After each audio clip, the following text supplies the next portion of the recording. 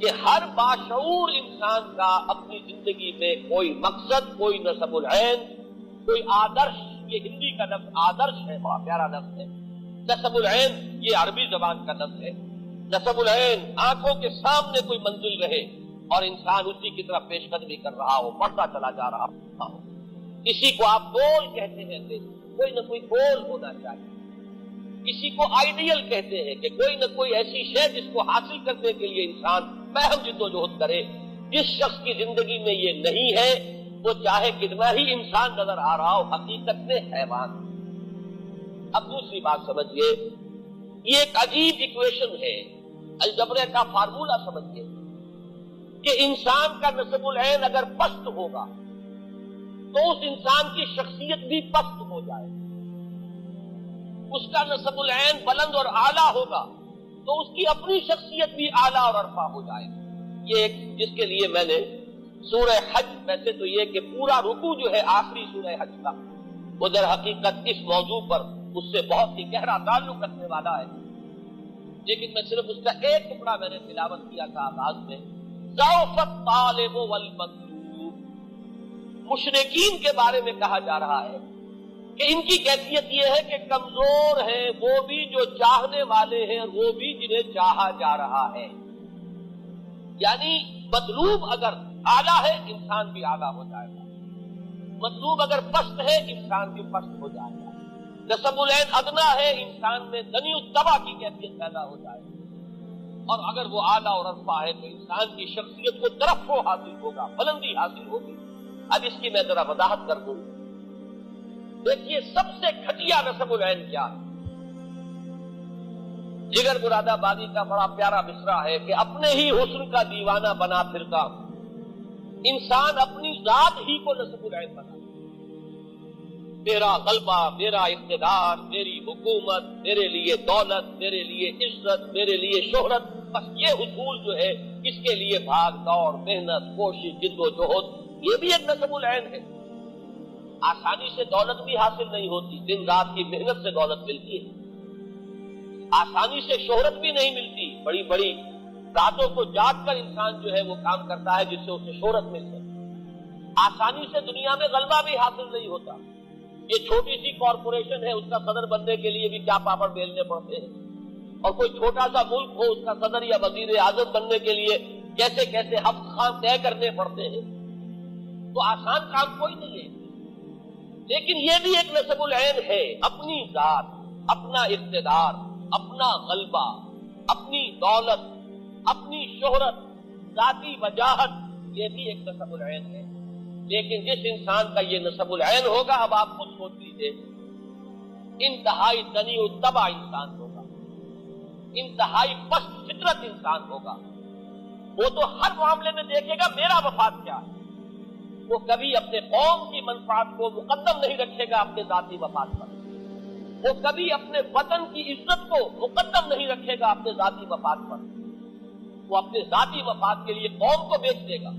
اپنے ذاتی اقتدار کے لیے ملک کے 2 ٹکڑے کرا دے گا۔ وہ بڑے سے بڑی جو ہے وہ بازی لگانے کے لیے تیار ہو جائے گا، اس لیے کہ اس کا نسب العین ہے ذاتی اقتدار، اس کا نسب العین ہے، اور جس کو آپ جانتے ہیں بائی ہک اور بائی کروک۔ جب معین یہ ہو گیا مجھے تو اپنا اقتدار مطلوب، مجھے سربلندی اپنے لیے چاہیے، میں دولت جمع کر لینا چاہتا ہوں، لہذا دولت جمع کرنے والا انسان کس کس پستی میں گر رہا ہے؟ آپ کا یہی شہر کراچی، جس میں گھی میں ملاوٹ کی گئی اور اس طرح کی ملاوٹ کی گئی کہ کتنے ہی لوگ تھے جو جن پر فالج ہوا تھا ایک زمانے میں، آپ کو یاد ہوگا، اس لیے کہ گھی کے اندر ایسی چیز ملا دی گئی تھی اپنے چند ٹکوں کے حصول کے لیے، انسانوں کی صحت سے کھیلتے ہیں۔ آج آپ کے ہاں وہ لوگ موجود ہیں جو ادویات کے اندر ملاوٹ کر رہے ہیں۔ میں کہا کرتا ہوں کہ ہو سکتا ہے کوئی غریب عورت اپنے گھر کے برتن بیچ کر گئی ہو اور وہ 15 روپے کے کیپسول خرید کے لائی ہو، 15 روپے کا ایک کیپسول، اس لیے کہ شوہر جو ہے زندگی اور موت کی کشمکش میں اس نے گھر کے برتن بیچے، لیکن اس کیپسول کے اندر بجائے اس دوا کے چوک بھرا ہوا ہو یا آٹا بھرا ہوا ہو، یہ آپ کی ہو تو معلوم ہوا۔ اچھی طرح سمجھ لیجئے، وقت کم ہے، ایک ایک چیز کو اچھی طرح سمجھ کر ذہن نشین کیجئے کہ اگر نسب العین اپنی ذات ہے تو وہ شخص اخلاقی اعتبار سے پست ترین سطح پر ہوگا، وہ قوم کو بیچے گا، غداری کرے گا، ملک کے خلاف جو ہے کوئی قدم اٹھا لے گا، اسلحہ خرید رہا ہوگا کوئی بڑا اہم انسان اور اس میں بڑا کمیشن لے کر گھٹیا مال لے آئے گا،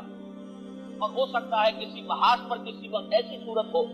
کہ بالکل فیصلہ کل مرحلہ آ گیا کہ ادھر یا ادھر، اور ایسا ہوتا ہے کوئی ایک محاذ کے اوپر فیصلہ پوری قوم کی قسمت جو ہے اس کا فیصلہ بن سکتا ہے، اور ہو سکتا ہے اس وقت جب کریٹ کھولے جائیں تو معلوم ہو اس میں جو اسلحہ نکل رہا ہے وہ معیاری نہیں ہے، تو آپ سمجھیے کہ پوری قوم کی قسمت سے وہ شخص کھیل رہا ہے جس نے اپنے بینک بیلنس کے اندر ملک سے باہر چند کروڑ روپے جمع کرنے کے لیے اس نے گویا کہ پوری کی پوری قوم کے مستقبل کو داؤ پر لگایا۔ یہ سب منطقی نتیجے ہیں کہ اگر نسب العین ہی اپنی ذات ہے، اب مجھے یاد آ رہا ہے سورہ قصص کے آخر میں فرمایا تِلْكَ الدَّارُ الْآخِرَةُ نَجْعَلُهَا لِلَّذِينَ لَا يُرِيدُونَ عُلُوًّا فِي الْأَرْضِ وَلَا فَسَادًا، یہ جو آخرت کا گھر ہے اللہ فرماتا ہے یہ تو ہم نے خالص کیا ہوا ہے ان لوگوں کے لیے جو اس زمین میں اپنی سربلندی نہیں چاہتے، یہاں اپنا غلبہ نہیں چاہتے، یہاں اقتدار کے طالب نہیں بنتے، یہاں اپنے لیے حکومت کے طالب بن کر نہیں کھڑے ہوتے، آخرت کا گھر صرف انہی کے لیے۔ یہ میں نے اس آیت مبارکہ کوٹ کر دیا تاکہ معلوم ہو جائے جہاں سے میں بات شروع کر رہا ہوں کہ یہ پست ترین نسب العین ہے، ویسے برا نہ مانیے، شعوری یا غیر شعوری طور پر ہماری عظیم اکثریت کسی سطح پر زندگی بسر کرتی ہے۔ آج ہم دنیا میں ذلیل کیوں ہیں؟